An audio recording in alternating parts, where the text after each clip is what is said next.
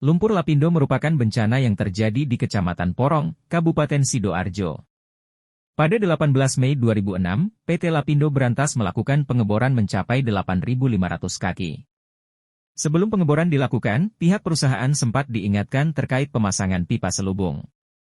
Itu harus dilakukan sebelum pengeboran. Namun semburan lumpur panas mulai terjadi pada 29 Mei 2006 pukul 5.30 waktu Indonesia Barat. Semburan berjarak 150 meter dari permukiman.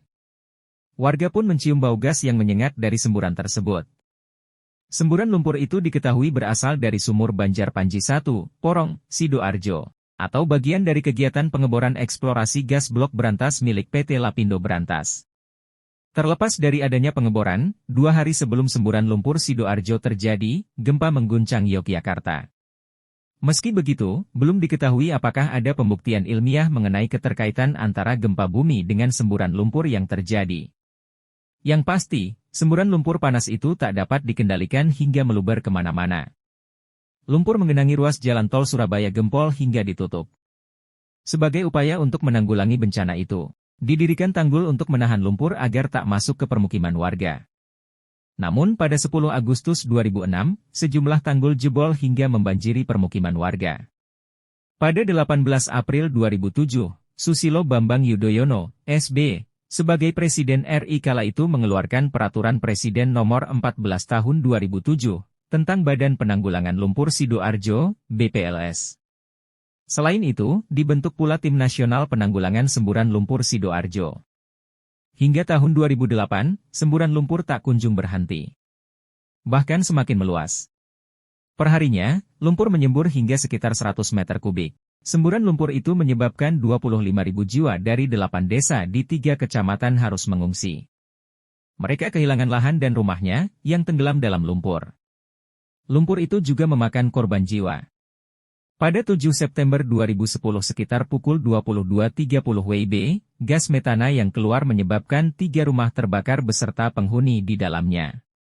Peristiwa itu terjadi di RT 3, RW 2, Siring, Porong. Hingga saat ini, semburan lumpur masih bisa disaksikan dari atas tanggul di titik 21 yang berada di Kelurahan Siring, Porong. Dari situ, tampak jelas asap hitam pekat yang membumbung tinggi serta lumpur panas masih juga menyembur. Ada opsi yang menjadi solusi jangka pendek untuk mengurangi debit lumpur yang terus mengalir.